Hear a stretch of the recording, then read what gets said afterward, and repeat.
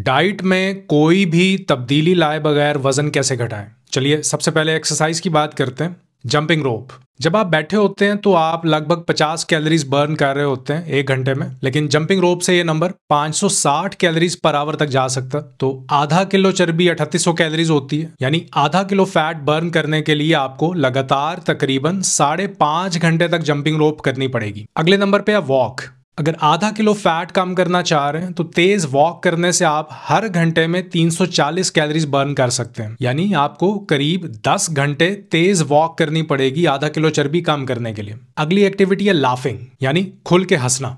10 minute तक हंसने से आप एक्स्ट्रा 40 कैलोरीज बर्न कर सकते हैं। तो अगर आपको आधा किलो चर्बी कम करनी है तो आपको करीब 14.5 घंटे तक हंसना पड़ेगा। अब आगे बढ़ते हैं। अगला तरीका है फिजिटिंग, यानी बैठ के हिलते जुलते रहना, बिना मकसद के हाथ और पांव हिलाते रहना। तो इस तरह आप हर घंटे में एक्स्ट्रा 50 कैलोरीज बर्न कर सकते हैं, यानी सिर्फ 70 घंटे ये करके आप आधा किलो फैट बर्न कर सकते हैं। अब बात करते हैं कोल्ड शावर की। अगर आप 15 मिनट के लिए कोल्ड शावर लेते हैं, मतलब शावर लेते वक्त अगर यख ठंडा पानी इस्तेमाल करते हैं, तो आप करीब 100 कैलोरीज जला सकते हैं। और आप ये 28 दफा करेंगे, यानी 4 हफ्तों तक रोजाना, तो आप आधा किलो फैट लूज कर सकते हैं। इसका रीजन ये है कि बॉडी को अपने कोर टेम्परेचर को मेंटेन रखना होता है। तो ठंडे पानी से टेम्परेचर फौरन नीचे आता है, जिसे दोबारा नॉर्मल करने के लिए बॉडी हीट प्रोड्यूस करती है, और इस हीट प्रोडक्शन में बहुत सी कैलोरीज बर्न होती हैं। तो ये वजन कम करने का एक स्मार्ट तरीका है। अब आते हैं अगले नंबर पर, ब्लड डोनेशन। जब आप खून देते हैं तो बॉडी को नया खून बनाना पड़ता है, जिससे एनर्जी खर्च होती है, और इस प्रोसेस में करीब 350 कैलोरीज लगती हैं। तो अगर आप 14 दफा ब्लड डोनेट करें तो आप आधा किलो फैट लूज कर सकते हैं। अब तक आप यकीनन समझ गए होंगे कि सिर्फ एक्सरसाइज करके या इन एक्टिविटीज के साथ सिर्फ आधा किलो फैट कम करना ही कितना मुश्किल है, अगर आप अपनी डाइट को बिल्कुल भी चेंज ना करें। और अगर आप पाए, निहारी, नान, जिंगर बर्गर्स, शवारमास, कोक वगैरह ये भी साथ में ले रहे हैं, क्योंकि फिर इन चीजों से और भी कैलोरीज ऐड हो जाएंगी। क्योंकि अगर आपका एक पिज्जा स्लाइस ही 285 कैलोरीज का हो तो आपको इसे बर्न करने के लिए 5 किलोमीटर भागना पड़ेगा। एक प्रॉपर लाहौरी नाश्ते में, जिसमें हलवा पूरी, पाए, निहारी, नान, चने और फिर लस्सी का एक बड़ा ग्लास 2000 प्लस कैलोरीज का होता है। तो इसे बर्न करना है तो आपको 4 घंटे साइकिल चलानी होगी, और इसमें भी ब्रेक इवन होगा। इससे वजन कम नहीं होगा, इसे आप मेंटेन रख पाएंगे, यानी जितना खाया उतना ही बर्न कर दिया। और वो जो लस्सी का ग्लास था वो 500 कैलोरीज का है, यानी आपको 1 घंटा तेज तेज वॉक करनी होगी उसे कवर करने के लिए। और अनफॉर्चुनेटली ये सब एक्टिविटीज मिलकर भी वेट लॉस में सिर्फ 15% तक हेल्प करती हैं। बाकी 85% रिजल्ट मिलता है डाइट से। आपको अपनी डाइट बदलनी ही पड़ेगी, इसका कोई शॉर्टकट नहीं है। आप ऐसी डाइट के साथ एक्सरसाइज करके नहीं बच सकते। मुझे एक्सरसाइज करना पसंद है, मैं खुद करता हूँ और सबको रेकमेंड भी करता हूँ, लेकिन सिर्फ वेट लॉस के लिए नहीं। एक्सरसाइज से आपकी फिटनेस बेहतर होती है, मसल्स मजबूत होते हैं और भी बहुत से हेल्थ बेनिफिट्स हैं, लेकिन सिर्फ एक्सरसाइज करके वजन कम करना मुमकिन नहीं है। मैं जिम में देखता हूँ लोगों को, बहुत से लोग डाइट का ख्याल नहीं रखते, सिर्फ एक्सरसाइज से अपना पेट कम करने की कोशिश कर रहे होते हैं। तो मेरा दिल करता है कि मैं उनके पास जाऊं और उन्हें बताऊं, लेकिन चूंकि अब आप ये वीडियो देख ही रहे हैं तो मैं आपको एक एडवाइस देना चाहता हूं।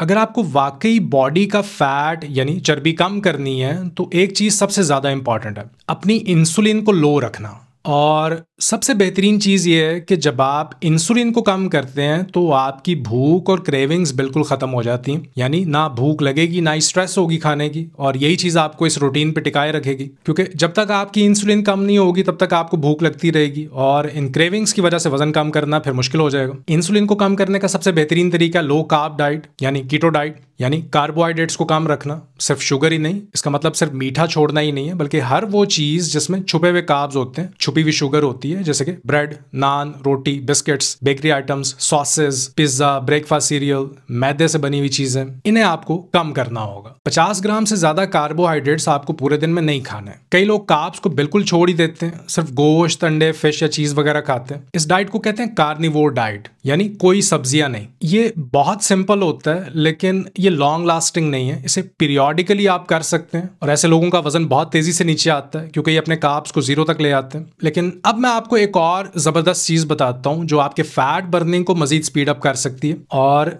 वो है इंटरमिटेंट फास्टिंग। जैसे ही आप कार्बोहाइड्रेट्स को कम करते हैं आपकी भूख कम हो जाती है, तो इस दौरान इंटरमिटेंट फास्टिंग और भी आसान हो जाती है, क्योंकि अब आप सिर्फ तब खाते हैं जब आपको वाकई भूख लगती है। शुरू में आप 2 मील से शुरू करते हैं, फिर आपको लगता है कि 1 मील भी काफी, और फिर फिर कोई दिन ऐसा भी आता है जब आपको बिल्कुल भूख नहीं लगती, यानी आप बिना किसी एफर्ट के बगैर कुछ खाए एक लंबे वक्त तक रह सकते हैं। जब आप इंटरमिटेंट फास्टिंग या प्रोलॉन्ग्ड फास्टिंग करते हैं तो इसमें आप अपने जिस्म को भूखा नहीं रख रहे होते, बल्कि आप अपनी बॉडी की अपनी चर्बी को इस्तेमाल कर रहे होते हैं। और यही तो असल तरीका है चर्बी कम करने का, अपनी हेल्थ को बेहतर करने का। आपकी बॉडी की सोजन कम हो जाती है। अगर ब्लड प्रेशर हाई था तो वो नॉर्मल होना शुरू हो जाता है। डायबिटीज, आपका शुगर लेवल भी वापस कंट्रोल में आ जाता है। अगर आपको डिप्रेशन था तो आप खुद को हल्का महसूस करने लगते हैं, क्योंकि ये एक तरह का शॉर्ट टर्म स्ट्रेस देते हैं आप बॉडी को, एक तरह का शॉक देते हैं जिससे बॉडी को वापस रीसेट होने का मौका मिलता है। तो बस ये दो बातें याद रखें, ज्यादा कार्बोहाइड्रेट्स खाना आपके फैट बर्निंग को रोक देता है, और दूसरी चीज,